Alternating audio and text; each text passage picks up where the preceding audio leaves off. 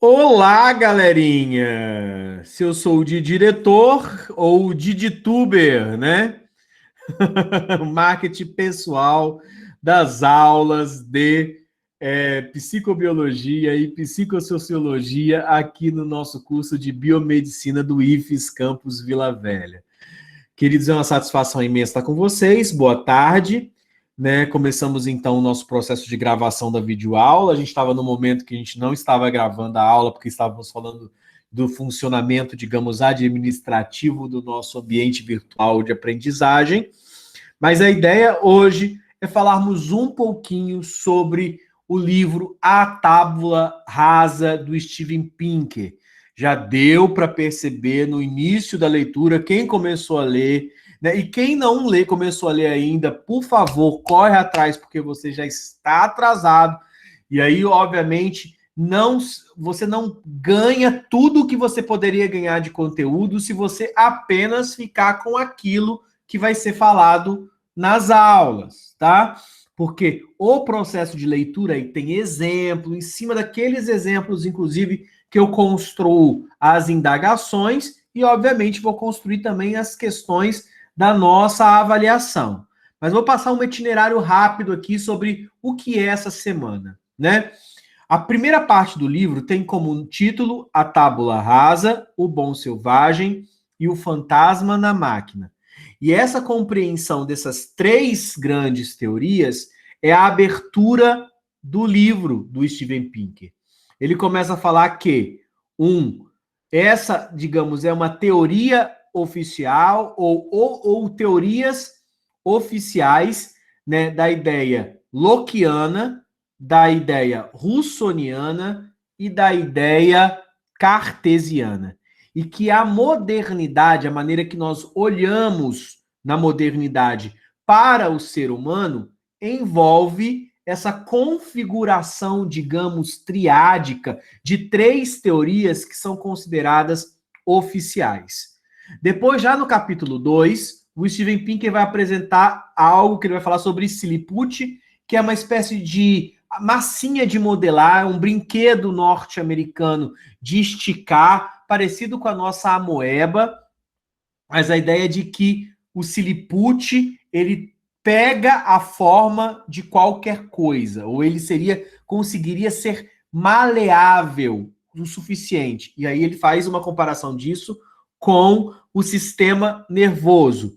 E aí coloca que para a gente unir as pontes, eu vou falar tudo mais, só estou fazendo um sumário, tá, gente? São as quatro coisas que eu vou falar hoje, né? Para a gente, então, juntar a biologia com a cultura, porque foram separadas, então, se está falando de juntar, significa porque elas foram separadas. A ideia de que essas teorias de Rousseau, Locke e de Descartes separaram um ser humano biológico de um ser humano cultural, né? E para juntar, unir, de novo, o ser humano como um ser biológico e cultural, eu não estou falando, gente, eu estou falando biológico e cultural. A gente precisaria criar pontes para fazer essa união. E as quatro pontes que propõe o Steven Pinker é a ponte das ciências da mente, a ponte das neurociências, a ponte da genética comportamental e a ponte da psicologia evolucionista.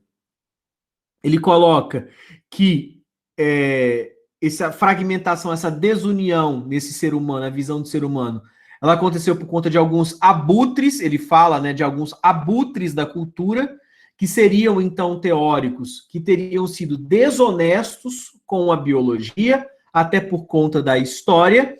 E aí a última trincheira, que ainda seria necessária para unir, né, essa visão de ser humano, seria vencer uma visão muito complicada do genoma humano, uma visão complicada do conexionismo e uma visão complicada da plasticidade neural.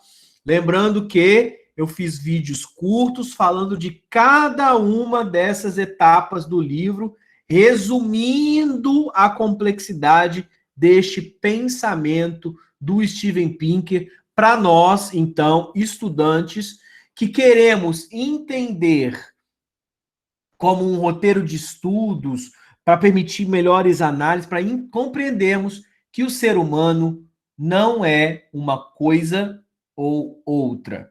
Que o ser humano não é só um corpo biológico, mas também não é um ser tábula rasa, né, digamos assim, que é só cultural, tá? E aí eu vou pegar as nossas 5 questões das indagações, vou falar sobre essas questões agora, né? Até porque, para quem já enviou, conferir se era isso mesmo, se está tudo tranquilo. Quem não enviou, ter certeza daquilo que tá fazendo, daquilo que tá lendo, daquilo que está estudando. Beleza? Vamos lá. Então, acho que já ficou claro aqui que no primeiro momento da nossa aula, a gente tem que compreender que, o ser humano é um ser que envolve uma parte corpo e uma parte alma. Só que esse corpo e alma são uma coisa só, tá? Vamos lá. Professor, como assim? Corpo, alma? Peraí, vamos lá. A primeira pergunta das minhas indagações. No capítulo 1, a teoria oficial, na verdade são expressas 3 teorias, e não a teoria oficial, são as 3 que são teorias oficiais. A tábula rasa do inglês John Locke, o bom selvagem de Jean-Jacques Rousseau, francês, né, no período da Revolução Francesa, né, um iluminista, e o fantasma na máquina de René Descartes, né, que é temporalmente aqui, né, Descartes é o mais velho dos 3, mas todos aqui simbolizam um momento ali do iluminismo, o momento da passagem da modernidade do século XV, né, para a formação de um mundo novo, que é um mundo que vai ficar, digamos, mais ou menos desenhado nas lutas do final do século XVII e do início do século XVIII, né? Até que a gente chega na Revolução Francesa de 1779, né? Período também da independência dos Estados Unidos, né? 1776. Ou seja, o final do século XVIII é um período que vai surgir a contemporaneidade, o mundo como nós conhecemos hoje. Só que algumas teorias, né, se tornaram muito caras para o ser humano, para a nossa civilização. Esses 3 filósofos até hoje são estudados. E não são estudados apenas ali você no ensino médio fazendo ali uma equação do segundo grau ali, uma parábola num plano cartesiano. Ou seja, foi criado pelo Descartes, né? Então, não é só assim que você estuda essas teorias, ou estuda um pouquinho de Rousseau quando vai estudar a história. Fato é que estes 3 filósofos, eles influenciaram decisivamente na maneira como nós vivemos hoje. John Locke, por exemplo, é o pai, né, considerado um dos pais do liberalismo político. Tá? Ele não era um economista, né? O liberalismo, como nós entendemos como um braço do capitalismo, foi criado por Adam Smith, pelos fisiocratas, por Quesnay, mas Locke é um liberal, tão liberal que defendia a teoria do Barão de la Brede, né? Alguns conhecem como Montesquieu, da tripartição dos estados, né, da independência de um executivo, de uma constituição, a importância de falar de uma constituição, a importância de falar da propriedade privada. Então, esses autores são muito importantes. Rousseau vai marcar decisivamente a Revolução Francesa e a maneira como nós entendemos a educação. O seu livro, né, chamado Emílio, né, marca decisivamente como nós construímos a escola no período contemporâneo. E muita gente tem voltado às teorias do Rousseau para fazer educação no século XXI. E Descartes, toda a estrutura matemática, a concepção de ciência, né? Obviamente, as suas influências na questão da álgebra linear. Então, quer dizer, são 3 autores muito importantes. né? E por serem 3 autores muito importantes, por isso que suas teorias ficaram tão marcadas, ficaram tão marteladas no que nós temos hoje. Ju? Professor, eu queria saber também se ainda hoje, pelo menos aqui no Brasil, o modelo de escola se parece muito assim com o modelo de Revolução Industrial, de quando surgiu a Revolução Industrial. Olha, na verdade, Juliana, a gente tem elementos da Revolução Industrial, tem elementos da Revolução Francesa, mas é uma mistura. Nós copiamos ainda, por exemplo, o modelo da universidade, das primeiras universidades, entre elas as universidades italianas, né, que surgiram no século XIII. Então, isso de ter uma fila, da gente ter sentar enfileirados, de ter um professor que passa o conteúdo, né, que tem uma ideia de disciplina, é marca de uma escola do século XIII. Sim, nossa, anterior, ou seja, anterior ainda à Revolução Industrial. Sim, tanta coisa aconteceu, né, e ainda continua seguindo o mesmo modelo, o mesmo padrão. Mas a gente tenta modernizar alguns elementos, mas no final das contas a gente sempre para um, tipo, mudou, agora tem um microfone, né? Tá internet, tá virtual, mas ainda assim, isso de um professor que fala, de um aluno que presta atenção e faz exercício e faz uma prova, é um modelo bem antigo ainda. Beleza? Respondido ou não respondido? Se não tiver, pode respondido. Tranquilo, então. Vamos lá. Agora, afinal de contas, que teorias são essas? Né? Que teorias são essas desses 3 grandes sujeitos aí, já que eu já falei da influência deles? Vamos lá. Eu vou terminar na tábula rasa, que é a teoria que dá nome ao livro inteiro do Steven Pinker. Tá? Vou começar com o mais antigo, que é o René Descartes. Então, vou começar do final para o começo, ou do começo para o final, mas enfim, Descartes entendia o mundo de maneira maquínica. Maquínica? Como uma máquina? Sim. Ele é um fisiocrata, digamos. Ele é um defensor de uma estrutura mecânica. Ele é um fisiocrata, não. Fisiocrata é o Quesnay lá, liberalismo. Ele entende o mundo de uma maneira mecânica. Então, ele é um mecanicista. Como se o mundo tivesse lógicas parecidas com engrenagens e tudo funcionaria por intermédio de uma lógica. O corpo humano, para o Descartes, não produz conhecimento verdadeiro. O que produz conhecimento verdadeiro é a alma, é a mente que mora no corpo. Como assim, professor? Que é a ideia de um fantasma, igual Divertidamente, um fantasma que mora dentro de um corpo. Gente, alma, tanto é essa história de Descartes que a gente entende alma muitas vezes como espírito. Espírito e alma são coisas completamente diferentes. Isso para você que é religioso, que acredita em Deus, ou na reencarnação, ou na ressurreição, não importa se você é de uma doutrina cristã, hebraica, uma cultura islâmica, né, que acredita então numa alma, não é alma, tá? Mas enfim, num espírito, mas enfim, a gente vai falar do grosso modo para entender que não é alma, mas enfim, acredito que a alma vai para Deus, por exemplo, né? Ou se você é espírita, reencarnacionista, que acredita que essa alma vai para um lugar e depois ele ainda tem, para se aperfeiçoar, a oportunidade de voltar, não importa. Sempre tem uma ideia de que o corpo é uma coisa ruim. As religiões passam isso, né? Lembra-te que és pó, e ao pó retornarás.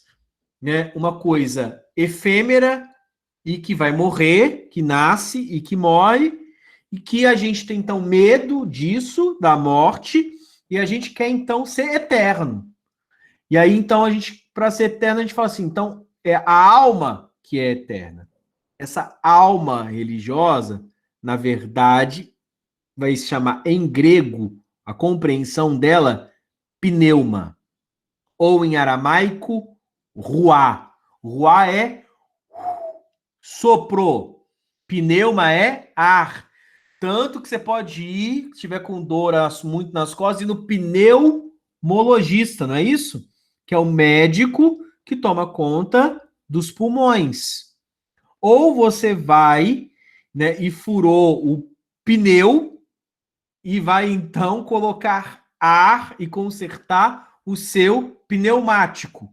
Pneu, na verdade, gente, do carro é um apelido de pneumático, que é aonde a gente coloca o ar. Esse sopro de Deus, aquilo que é eterno junto de Deus, é espírito. Alma, na verdade, em grego, vem de psique. Por isso que é psicologia, que é o estudo da alma. Esta alma, na verdade, é a razão.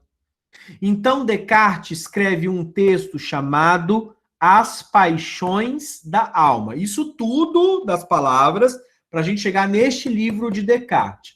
A paixão da alma. O que é paixão, gente? Paixão é patos, em grego. Significa doenças. Não tem? Patologia, doença. Então, você que está apaixonado, você está, inclusive, meio doente, né? Você não vê a verdade, você pensa que a pessoa é melhor do que ela mesma, você está meio cego, sente borbulhas, passarinhos, né? Borboletas no estômago. Isso é estar apaixonado, né? Agora, paixões da alma significa aquilo que perverte a alma, a consciência, a psique, ou não deixa a psique ver a verdade. Era sobre isso que Descartes queria falar. Sobre o tal do gênio enganador, maligno, que não permite que a gente enxergue a verdade. E aí é outra questão, se nós vamos entrar no cartesianismo demais, é uma aula de filosofia, não é para que a gente quer agora. Mas vamos lá, então. O que Descartes dizia, então, era o quê? Que o corpo, ele impossibilita a alma, que é a razão, de ver a verdade. Porque nós não podemos confiar na nossa visão, no nosso paladar, no nosso tato. Porque eles não produzem conhecimentos verdadeiros. Porque eles seriam meras opiniões. Porque ninguém vê com os meus olhos, ninguém sente o gosto como eu sinto. Alguns vão falar assim, ah, mas esse chuchu é doce. Eu não sinto sabor nenhum de chuchu. Eu acho insosso, não gosto de chuchu.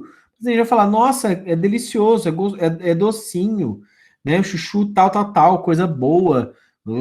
Então, assim, Descartes fala, não confiem nos órgãos dos sentidos. Tá? E aí, então, o corpo só produz mentira. A alma, que não é a alma religiosa, é a razão, é a mente, moraria no corpo. Vou te dar voz, Cíntia, e vou responder a pergunta da Patrícia também. Só um pouquinho. Vamos lá, então, a alma, a mente, mora no corpo. Qual que é a influência disso até os dias de hoje? As pessoas acreditam que a mente é separada do corpo. Isso é o fantasma da máquina. O fantasma da máquina é acreditar que a mente é uma outra coisa separada do corpo. Gente, a mente também é corpo. Não é um cérebro. Nós vamos ver lá na psicobiologia, mais à frente, depois que nós terminarmos o livro do Pinker, que a memória é um processo básico. Se a minha memória não vai bem, se eu tenho mal de Alzheimer, o que acontece? O meu mundo se perde. Essa mente não vai lembrar quem é mais. Vamos dizer que em vez de mal de Alzheimer, não, eu tenho mal de Parkinson. Aquele meu mundo seguro também vai desaparecer. O que é o tremor? É eu não conseguir mais controlar o meu corpo. Parece que é eu aqui, né, consciente, vou controlar meu corpo. É o corpo que não consegue se controlar. Percebem a diferença? Não é eu que não consigo mais parar a minha mão. É eu, corpo, que não consigo me parar. Parece que eu é que movimento as minhas mãos. As minhas mãos sou eu. Vocês conseguem entender a diferença? Não sou eu que tenho uma boca, um nariz, uma mão, um pé. Eu sou a minha mão e o meu pé. Eu sou a minha pele. Eu sou o meu corpo. Então, é dificílimo a gente fazer esse movimento. A gente fica achando que a gente controla um robozinho chamado corpo. E não é assim. Vamos lá, Patrícia, primeiro. A alma seria nosso subconsciente? Não. A alma seria o nosso consciente inteiro, Patrícia. Subconsciente, consciente, inconsciente, pré-consciente. Percebe? A alma é a mente. E a mente é o cérebro. A mente é a visão. A mente é a memória. A mente é o que escutamos. Eu não escuto, eu não vejo, eu sou deficiente auditivo, eu sou deficiente visual. Ou seja, a sua mente vai se caracterizar com aquilo que ela é. E se a minha mente é o meu cérebro, os meus órgãos dos sentidos, as minhas memórias, a mente são as minhas percepções, a minha mente sou eu e também é meu corpo.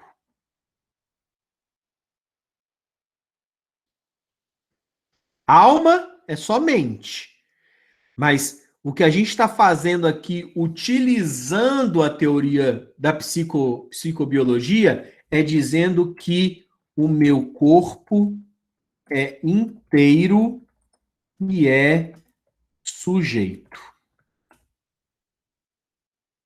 Fala, Cíntia. Professor, é uma dúvida assim que me surgiu agora na mente, porque teve uma parte do livro, eu não vou identificar agora qual era, mas era uma que falava sobre ser, eu não lembro se era Descartes ou se era Rousseau, que falava sobre o naturalismo, que tudo que vinha daquilo que não é natural seria uma coisa ruim, uma coisa que geraria desconfiança. Aí, para essa teoria também entraria isso?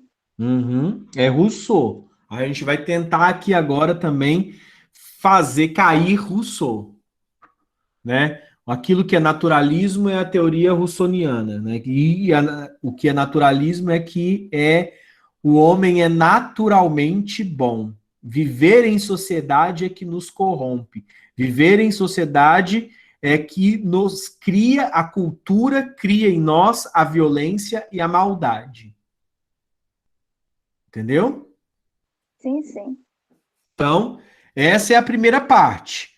Nós começamos, então, enquanto civilização, a acreditar, inclusive, que a mente é maior do que o corpo.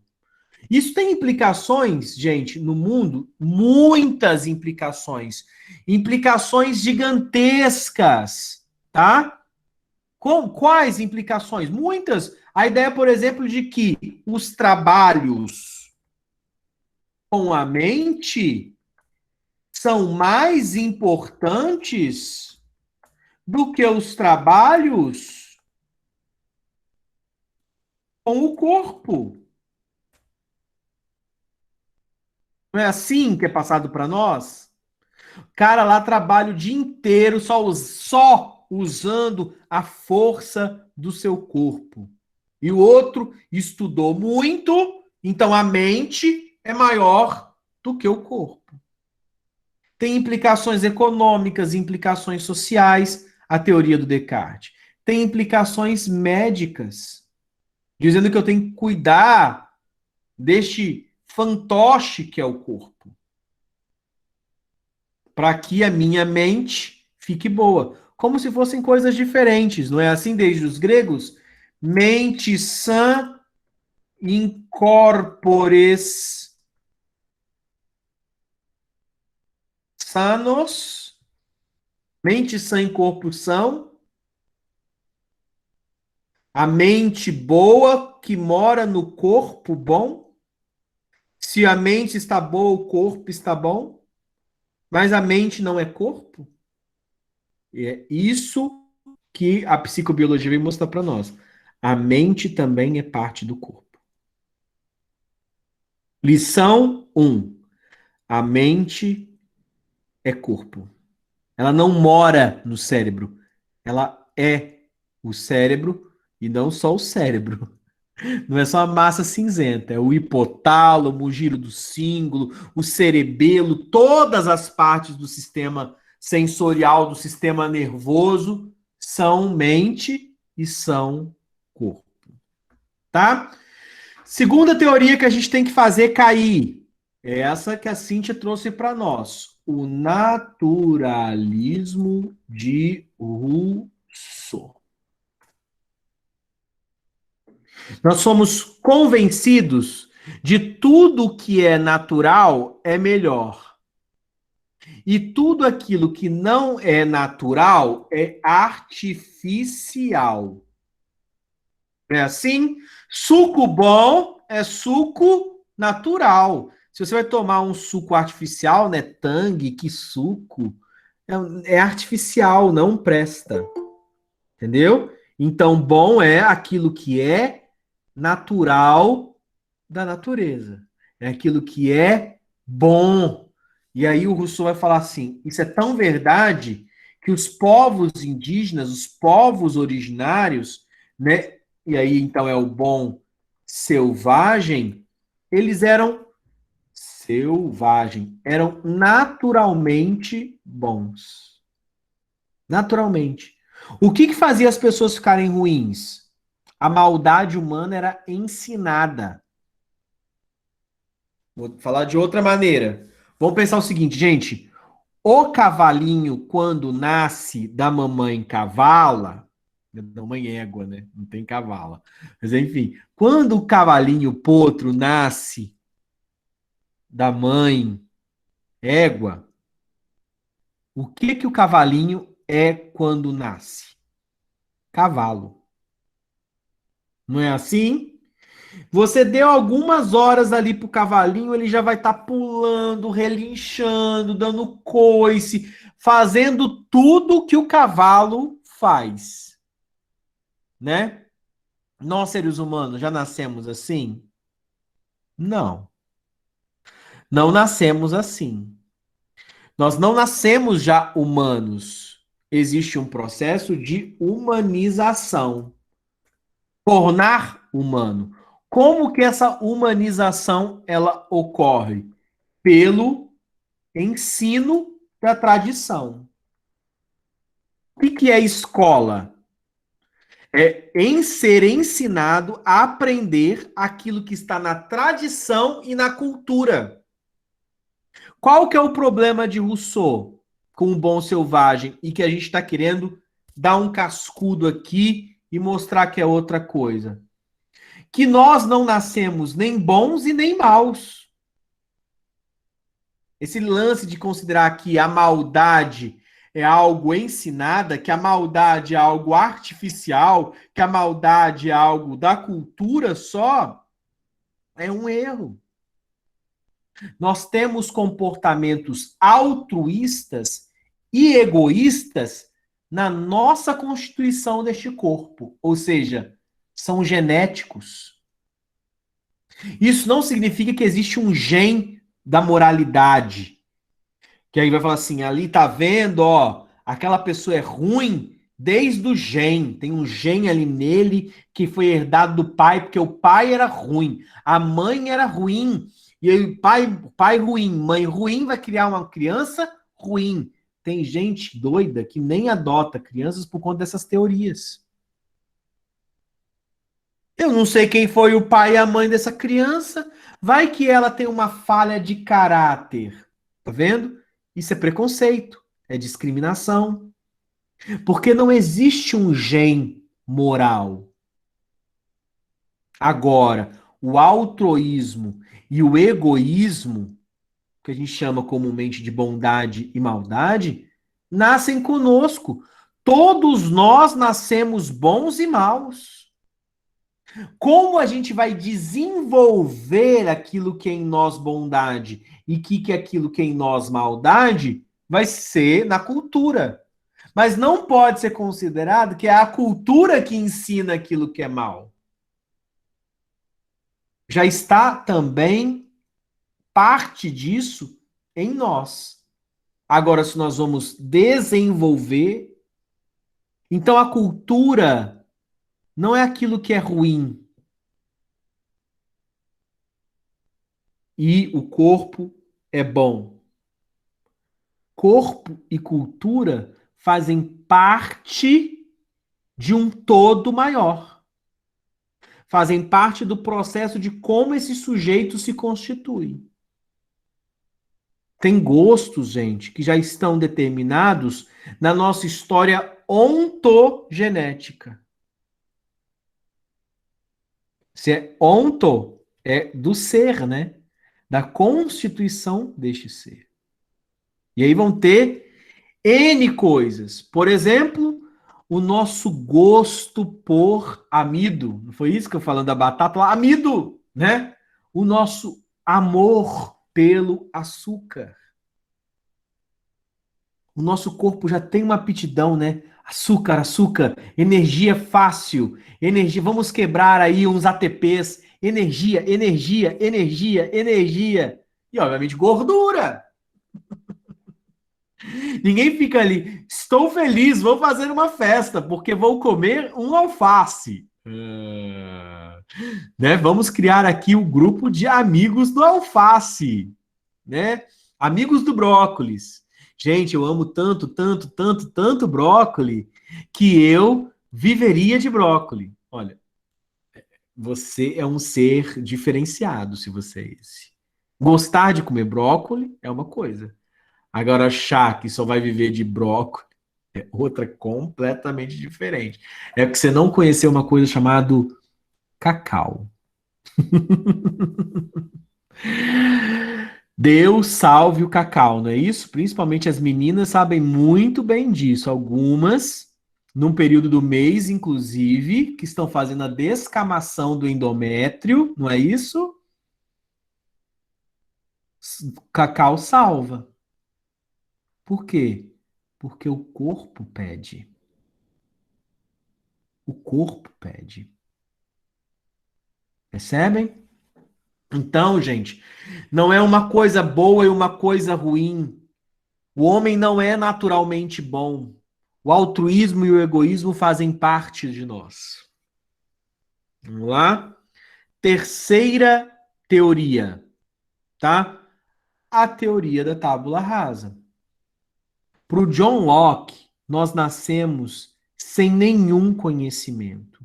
Nós nascemos igual uma tábula, ou seja, tábula, gente, é um prato, tá? Raso, ou seja, sem nada dentro. As experiências vão como que martelando esta tábula e ela vai deixar de ser rasa, ela vai ficar funda. Ou seja, vai ter experiências aqui no meio. Para John Locke, viver é acumular experiências. Isso para nós foi também, de certa forma, muito ruim.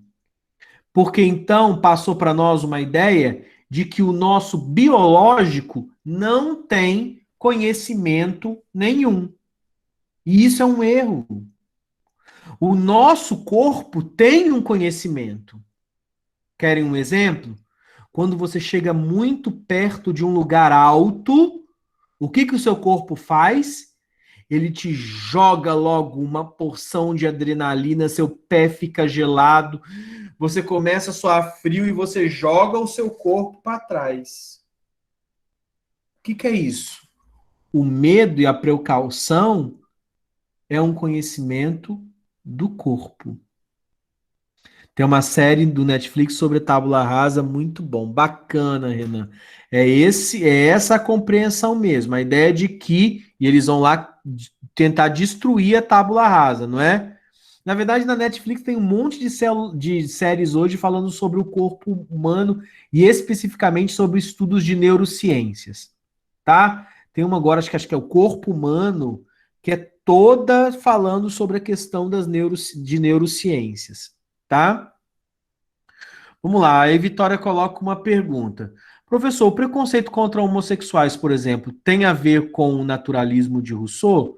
Porque o cristianismo, ao considerar o homem e a mulher como natural, um homossexual seria não natural.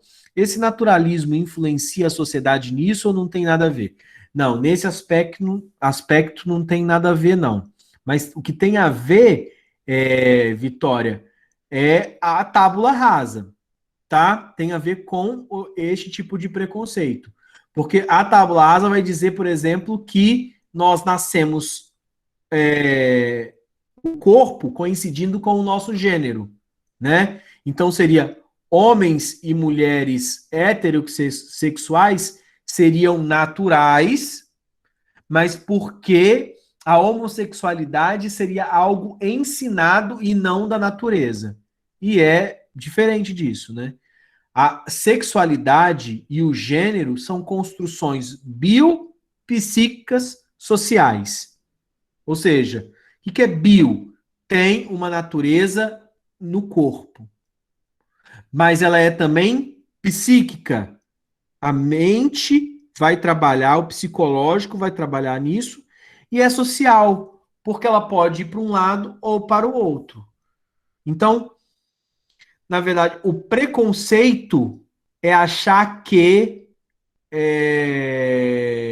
a homossexualidade poderia ser resolvida, por exemplo, com terapia. Ou que é considerar só psico. Ou que a homossexualidade poderia ser resolvida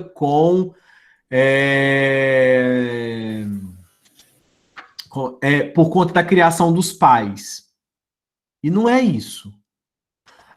O gênero e a sexualidade, elas têm a junção entre o biológico, o orgânico, o corpo, a mente e o social. Como que essas três coisas vão se moldando para estruturar um gênero que é um elemento identitário do sujeito. Gente, gênero é diferente de sexo, tá? Sexo é só o corpo. Sexo é pênis e vagina, igual no filme lá do Tira no Jardim da Infância, lembra? Meninos têm pênis, meninas têm vagina. Se você não viu esse filme, é muito bom, tá? É um filme de sessão da tarde, tá? Meninos têm pênis, meninas têm vagina. O que é isso? Isso é sexo, tá? Agora, o que é gênero? Gênero é outra coisa. Gênero é cis, tem que ver que seu gênero vai para o lado cis, se ele é trans, como é que essa identidade trans vai ser construída, e aí, então, ele é biopsíquico e social, tá?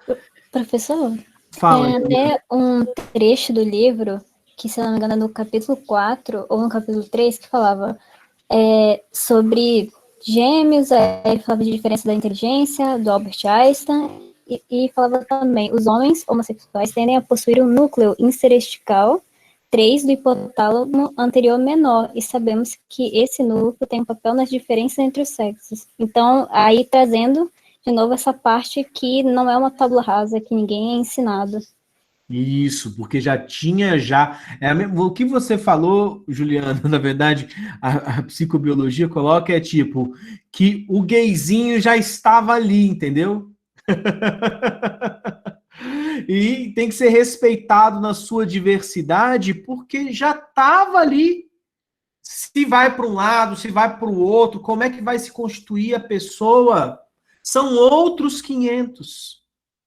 Mas já está no corpo.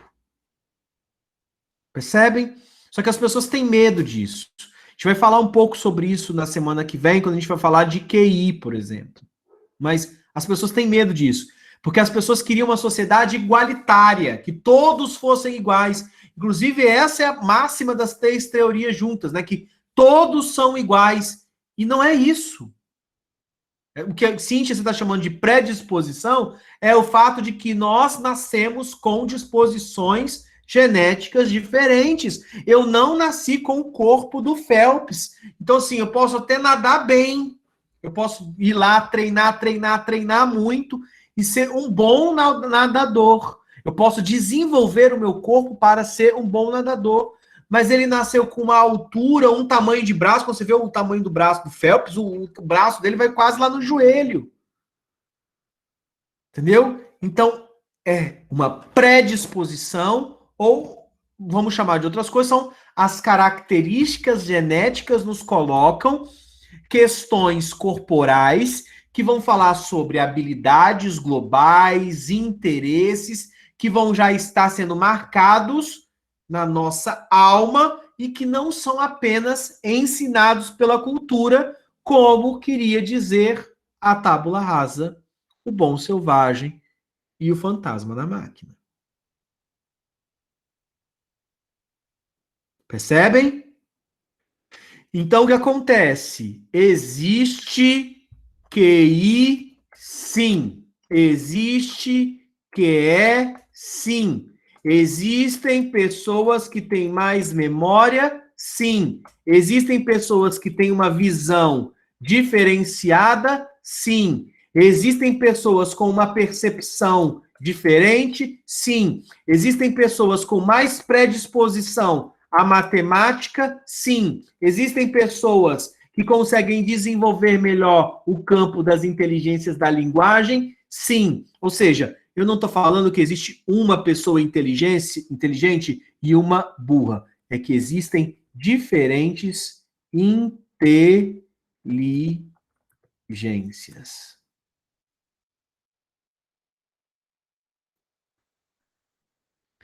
Gente, a gente vê isso no corpo. Tem gente que respira uma bala e engorda 2 quilos. Tem gente que come um caminhão inteiro de abóbora e continua slim. Não dá para entender, parece que a pessoa ali vai direto pro cocô, a pessoa caga tudo, né? Tem uma pessoa que come aqueles pratos gigantescos assim, e tá ali fino. Cocôzão dessa grossura assim, mas tá ali fino. Não é? Tem gente que não, velho. Ó, come tudo certinho ali, ó. Na hora certa, conta os carboidratos, a molécula, sobe molécula tal, desce molécula na conta, quantas gramas, fora 9 e tal, faz todas as contas ali da dietética e engorda. Não é assim?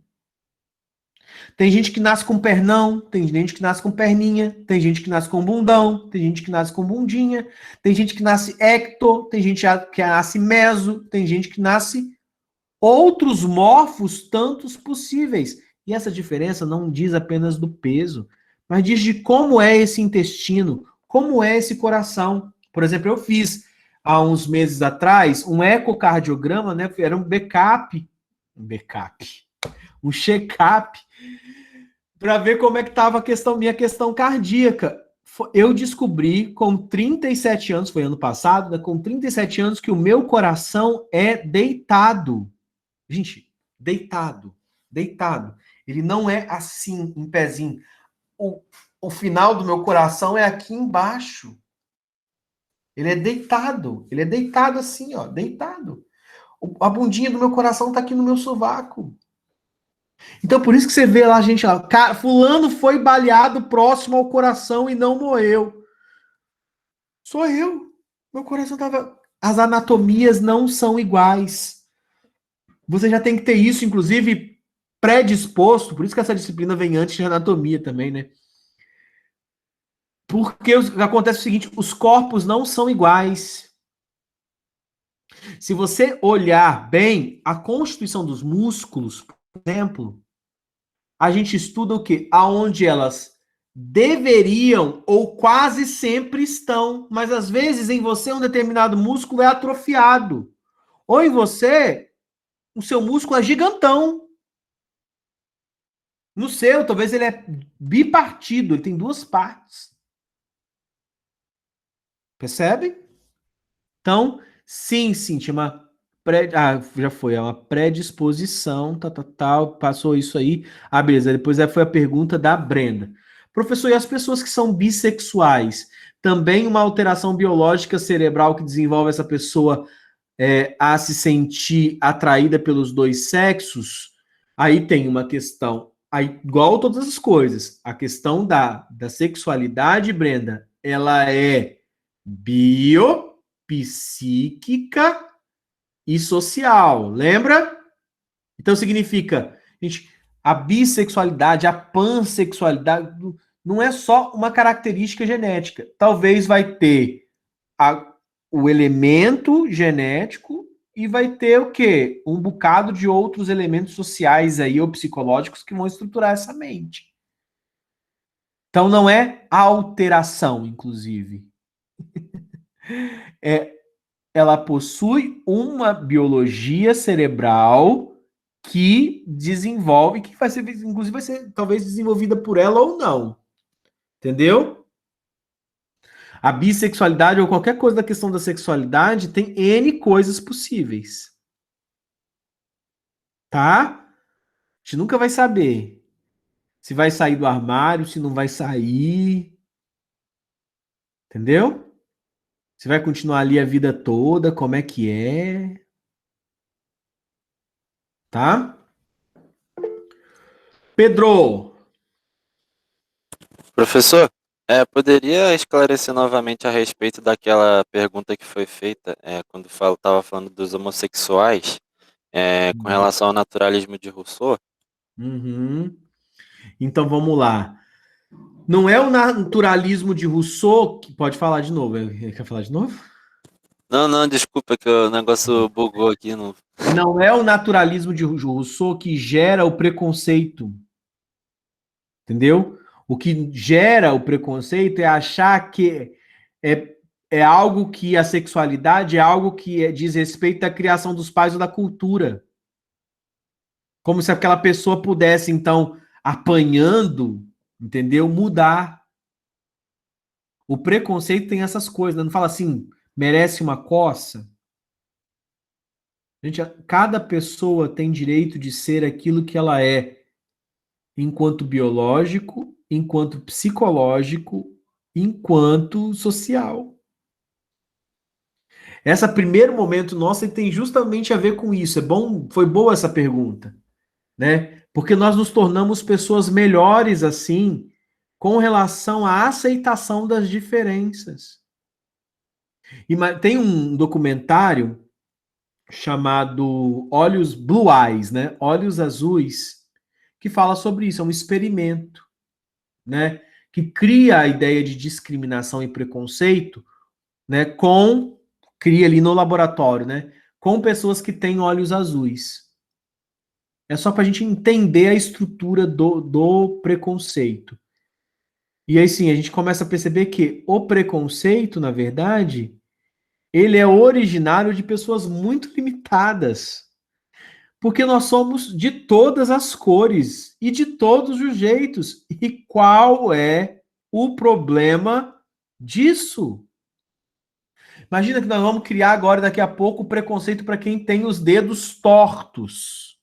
Eu tenho muitos, ó, eu tenho um dedo que ele é todo levantado para cima, né? Então ele é todo aqui assim, tal, né? Então ele é meio quebrado, virado para o lado. Daí, ó, viu, Vitória? Nós estaríamos juntos aí na classe dos dedos, imagina. Então,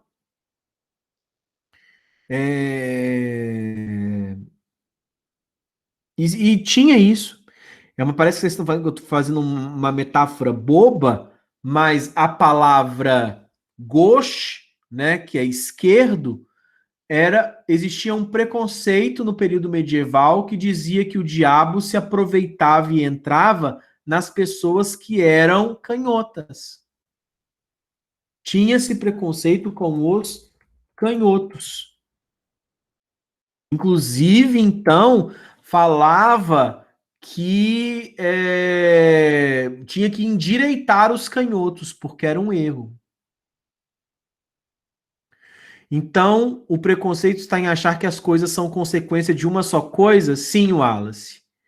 E, para além disso, né, não só que elas são consequência de uma só coisa, que elas são, que a pessoa vai ser reduzida a uma característica única dela. Acho que o preconceito não é só achar que vem de uma coisa. O preconceito, na verdade, está em considerar um sujeito inteiro por uma parte do corpo.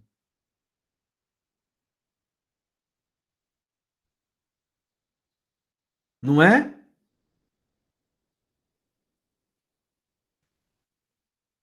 A pessoa... Então, vou ter preconceito porque a pessoa não tem um pé.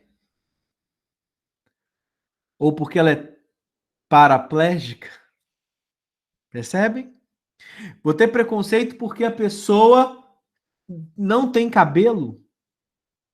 Vou ter preconceito porque ela é assim, assado, frito, cozido. Gente, uma pessoa... Vamos falar de outra coisa? De uma outra coisa?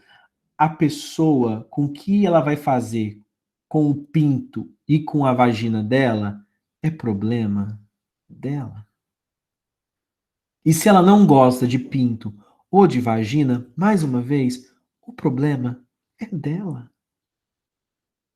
Ela não vai te transmitir nada. Muito pelo contrário. As pessoas são muito maiores do que uma parte do corpo ou uma característica do corpo.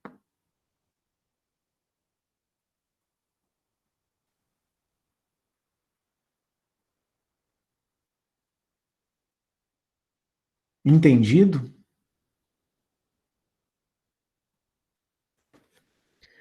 Vocês estão aí? Ah, bom! Ficou um silêncio, né? Parece que eu estava falando uma coisa ali, vou escrever na Bíblia de Emerson, né? Na Bíblia de Emersoniana está proibido o preconceito. Você só pode ter preconceito para com pessoas preconceituosas. Aí eu também não gosto, tá? Eu tenho preconceito com preconceituosos, eu vou ser sincero, tá? Eu tenho preconceito com pessoas preconceituosas. Eu acho que elas têm uma falha moral, digamos assim. Né? Tem gente que tem preconceito do outro, com o que ele vai fazer com o cu dele, gente. Ah, pelo amor de Deus. Pelo amor de Deus.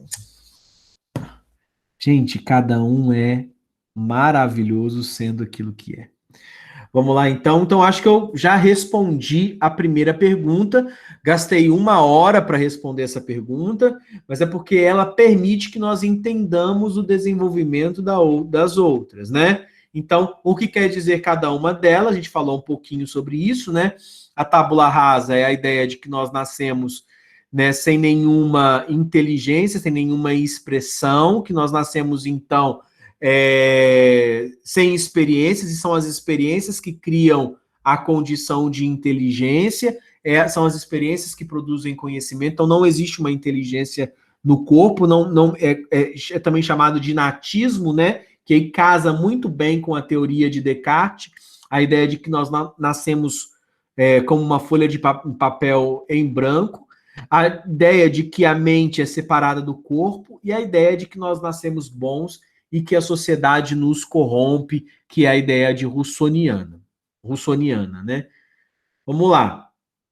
2. A escola acaba reforçando, segundo Pinker, a ideia de tábula rasa ou de que somente a cultura influencia a educação das crianças. É uma afirmação, né? A escola reforça isso, é a ideia de tábula rasa, ela coloca que a cultura influencia, só a cultura influencia a educação das crianças, e como isso acontece? De diversas formas, mas principalmente por conta do medo de que as pessoas sejam diferentes. E olha, nós somos todos iguais e deveríamos ser iguais perante a lei, mas nem perante a lei nós somos iguais. Hoje, o dinheiro, inclusive, marca as nossas diferenças, então é uma grande de uma hipocrisia, entendeu? Achar que nós somos, de fato, todos iguaizinhos.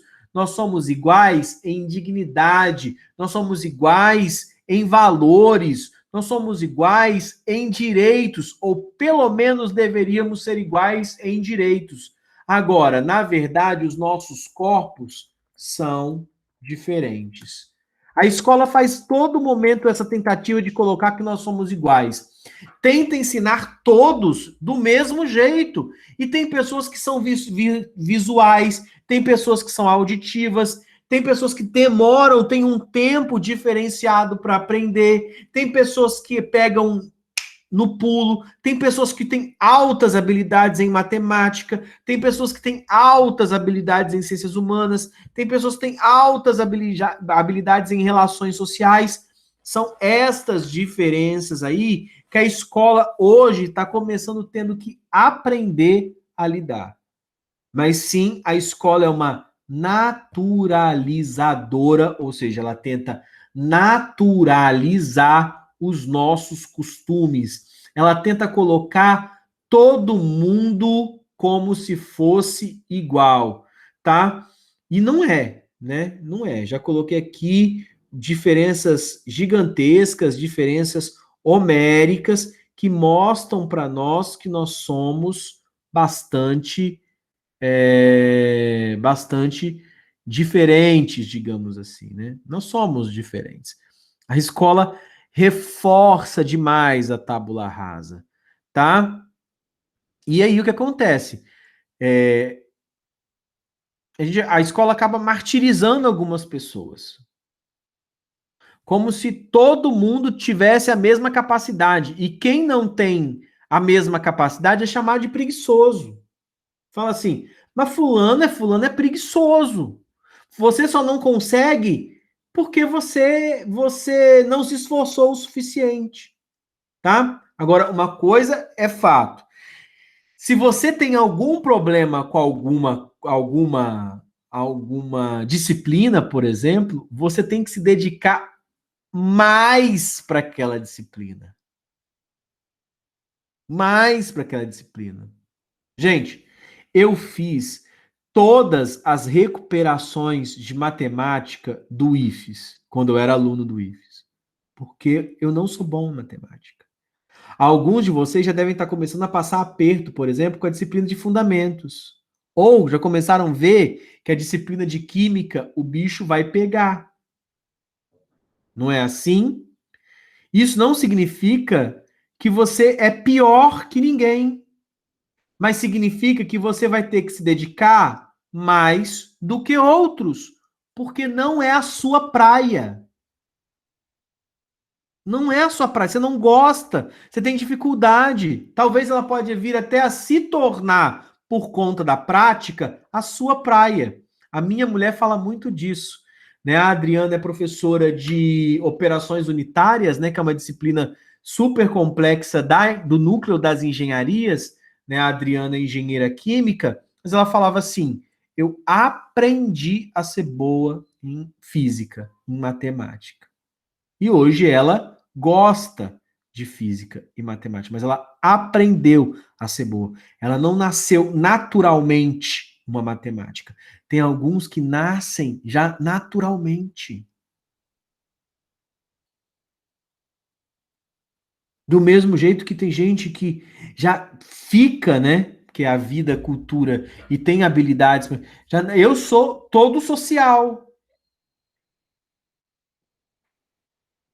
Já tenho uma habilidade de falar em público, de conversar, não sei o quê, mas eu tenho outras tantas coisas que eu sou deficiente. Então, gente, as escolas reforçam isso. tá? Como se nós todos tivéssemos as mesmas características genéticas e nós não sabemos que é, e nós sabemos que não é assim, tá? O fracasso escolar não se dá porque uma pessoa ela é ruim. O fracasso escolar se dá porque N fatores. Porque, de fato, a pessoa talvez não se esforçou. Porque ela não foi ensinada da maneira que ela aprenderia mais. E aí começa uma grande lista. Mas fato é, nós não somos academicamente iguais, né? Nós não somos uma tábula rasa, tá? No capítulo 3, né? No capítulo 3º, vou ler a pergunta aqui. Vislumbramos pontes entre a biologia e a cultura, entre a mente e a matéria. São 4, né? As ciências da mente, ou ciências cognitivas, as neurociências, a genética comportamental e a psicologia evolucionista. Aí, gente, eu peço para vocês explicarem, né? Explique uma delas e explique por que ela é uma ponte entre a mente e a matéria. Gente, eu posso chamar a mente aqui de cultura também. A mente é sinônimo de, então, de cultura. E o cérebro, então, seria sinônimo de corpo, tá? O que a gente quer a todo momento aqui é fazer uma ponte entre a mente, que é a cultura, e a matéria, entre o imaterial e o material, entre o cérebro e a mente, entre o corpo e isso que é a ponte, juntar o aprender na sociedade com a genética que está no corpo. E essas 4, então, disciplinas vão estar fazendo isso aí, cada uma à sua maneira, tá? Né? Agora, gente, aí é sacanagem, né? Eu tenho que repetir aquilo que eu já repeti nos 4 vídeos, é brincadeira. Eu fiz 4 vídeos aí explicando o que cada uma delas faz. Alguém que viu aí, já viu, tem alguma dúvida? Porque eu acho difícil, mas a gente pode trabalhar alguma dúvida dessas partes do texto. Peraí, Vitória coloca uma pergunta aqui. Qual seria o modelo de escola e ensino ideal? Ou não tem uma escola que consiga, não tem como abranger todas as individualidades em uma instituição? Então vamos lá, Vitória.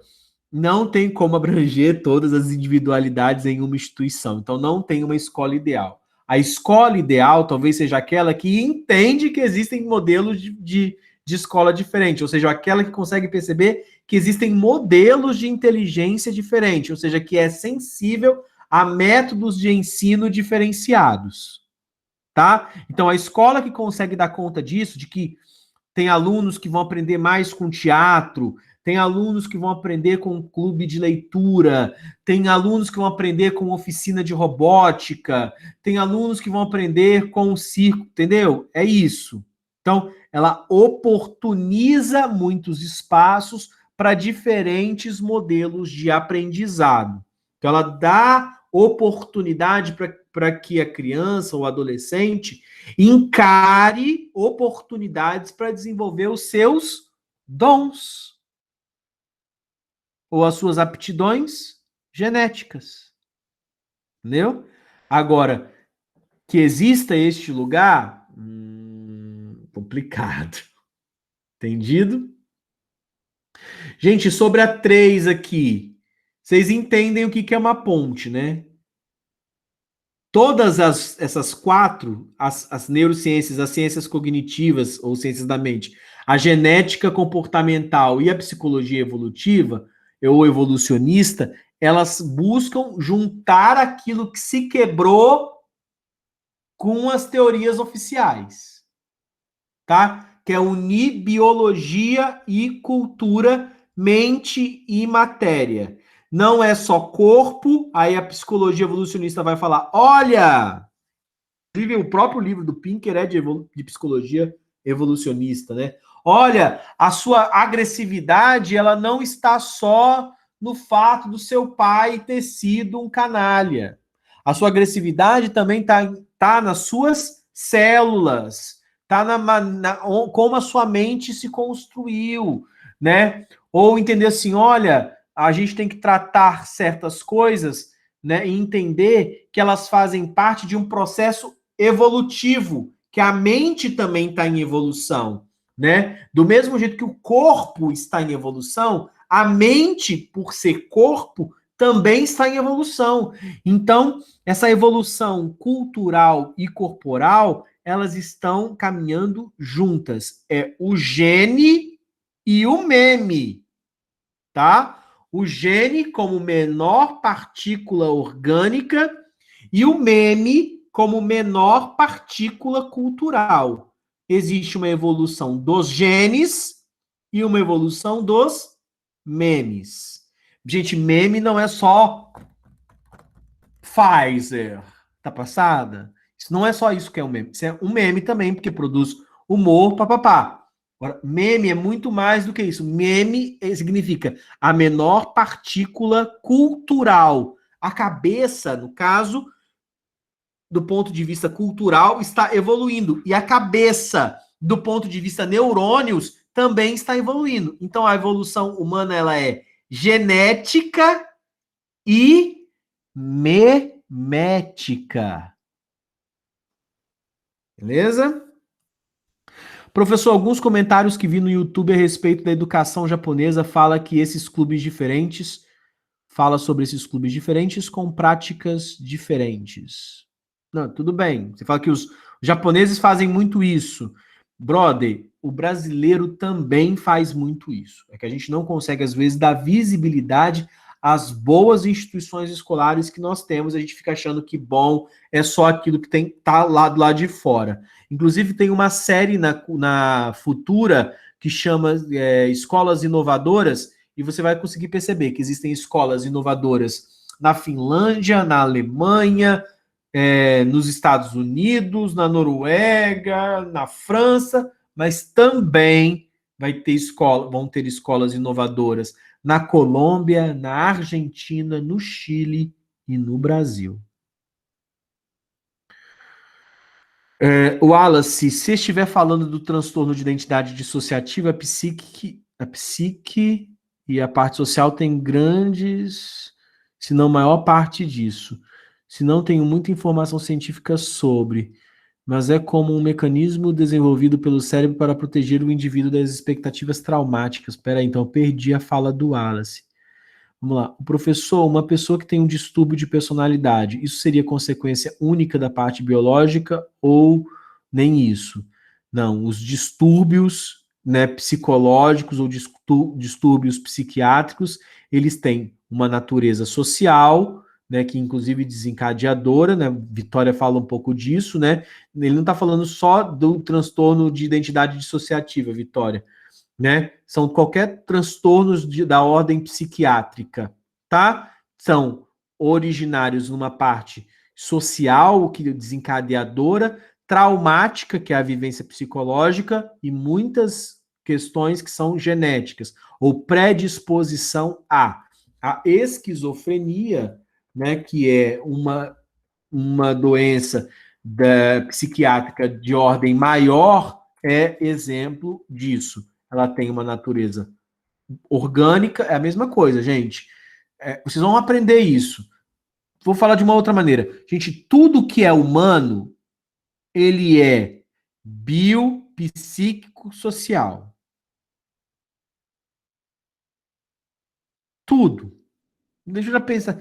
Não tem uma coisa que não seja as três coisas. Pro bem ou pro mal.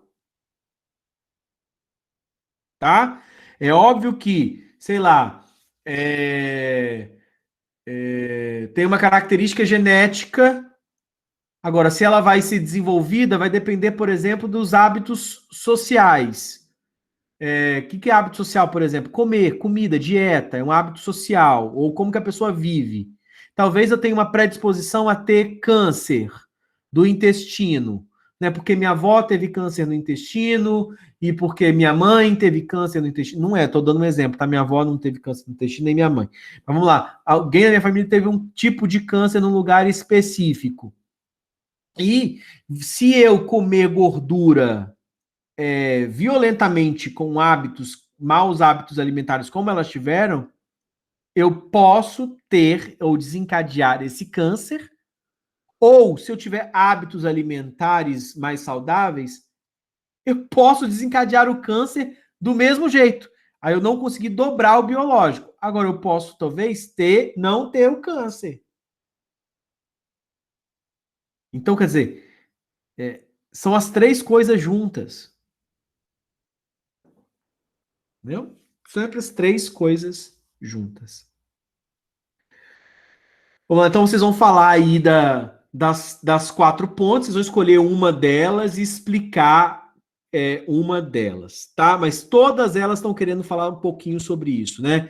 Que os genes determinam comportamentos, que a psique ela tem um traço que vem com a espécie, a psique ela evolui com a espécie, os genes determinam comportamentos, a maneira como o sistema nervoso se constitui, se organiza e os estudos disso permitem que a gente perceba a nossa ligação, obviamente, com os outros seres vivos e, obviamente, com os outros hábitos sociais. Tá? Depois a 4, a Loteria da Babilônia, como o autor argentino Borges, no conto do autor argentino Borges, é usado pelo professor Pink para mostrar que é um reducionismo ruim. Achar que a cultura é totalmente diferente da biologia. Né? Como se as duas coisas fossem completamente diferentes, como se fosse sempre uma loteria injusta, né? A Loteria da Babilônia era uma loteria que você sempre ia se ferrar, né? Esse é o conto, né? Sempre você vai se ferrar. E aí a gente acaba separando uma coisa, é um reducionismo, como se achar que se a gente considera o biológico, né? É a mesma coisa dizer que, tipo, a própria cultura, que a gente vai ser sacaneado pelo biológico sempre, como se tivesse uma cultura que passa historicamente e que aquilo ali que é bom, sabe? É essa a ideia, mas vamos continuar aqui. Para nosso conteúdo, a história, a cultura, eu coloco até onde está a resposta, gente, não era nem para me meter, né? Eu coloco até onde está a resposta. Para o nosso conteúdo, a história e a cultura, página 105, podem ser alicerçadas na psicologia. E esta, por sua vez, na computação, nas neurociências, na genética e na evolução. O que isso quer dizer? É que há a necessidade de encontrar as duas coisas. A cultura tem um papel fundamental, porque ela produz uma série de conhecimentos da tradição que são passados para a gente. A história vai ter uma função nisso. Então, quer dizer, é muito importante a gente perceber a necessidade dos conhecimentos originários na cultura, originários nas produções humanas, tá? Agora, essa cultura, ela não é só ontogenética, ela também é filogenética. Ou seja, nós não podemos falar só de genótipo. Nós estamos falando, na verdade, da junção entre o mundo genótipo com o mundo fenotípico. Que a maneira como isso vai aparecer no mundo, a maneira como isso vai romper, ou enfim, se manifestar no mundo, se dá pela relação entre esses dois elementos, tá? Tanto o elemento histórico-cultural quanto o elemento biológico. É o que a gente está falando aqui o tempo todo, né? Bruno, Jamerson, poderia me explicar melhor o que Pink dizia do behaviorismo? Não entendi muito bem essa parte. Ele nega o behaviorismo, entendeu? Na verdade, ele nega o freudismo, né? Que é a ideia de que a mente seria produto da psique. E ele nega o behaviorismo, dizendo que também o homem não é apenas um comportamento que é reforçado por outros comportamentos, que é a psicologia comportamental. Gente, o behaviorismo diz que um comportamento ele vai ser reforçado E aí, então, a partir do reforço desse comportamento, ele vai ser copiado, ou você vai usar ele com maior frequência. Ele coloca que nem sempre é assim, que existem características, então, genéticas que vão beneficiar certos tipos de comportamento social. Tá? Então, ele critica tanto o behaviorismo quanto a psicanálise. E eu tenho que aguentar nisso, até porque eu sou psicanalista. Fala, Juliana. Professor, quando eu estava lendo essa parte de behaviorismo, fala de um experimento lá que Skinner fez também, e me fez lembrar muito de um vídeo que eu já assisti de um canal que se chama In a Nutshell, que é sobre o que é inteligência, onde ela começa. Tem outro vídeo também, a origem da consciência, como as coisas inconscientes se tornaram conscientes, e o que nós somos.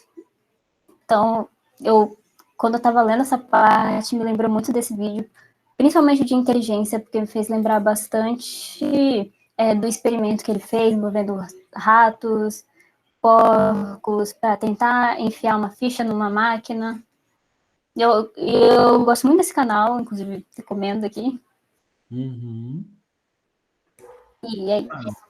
Ai, bacana, bacana.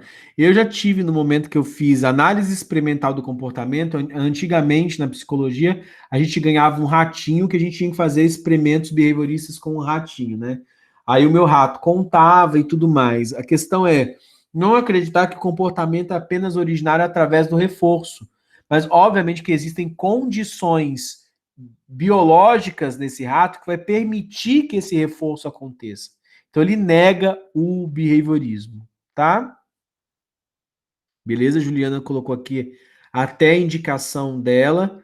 E, gente, e a última pergunta eu peço para vocês escolher mais uma dos possíveis erros aí do conexionismo, né? Que estamos falando da interpretação da fisiologia neural com interpretações equivocadas e que negam a natureza humana. E aí eu escolhi o conexionismo para bater, né? E eu peço, são três interpretações erradas do conexionismo, e aí eu queria que vocês falassem sobre uma delas, e eu coloco isso no meu vídeo também, né? Tem várias, né? A ideia de que o conexionismo é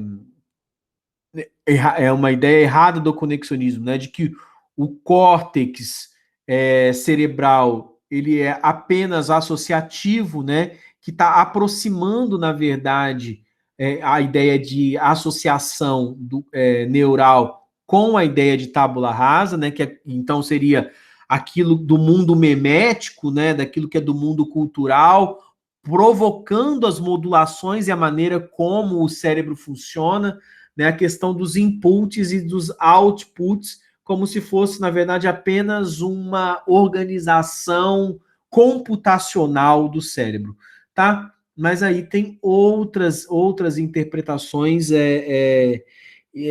que vão estar reforçando esse erro do conexionismo que deveria ser quebrada também, tá?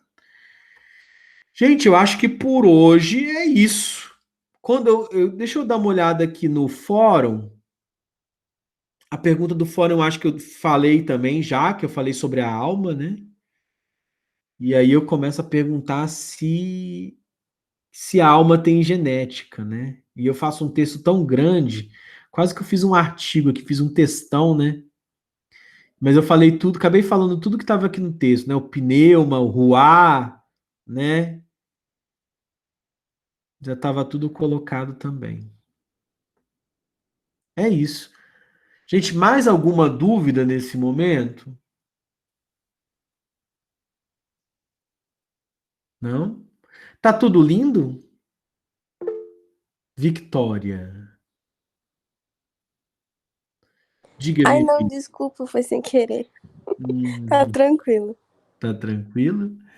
Então tá bom, então, meus queridos. Olha, a aula de hoje nós terminamos. Vou até parar aqui a interrupção. Um beijo gigante.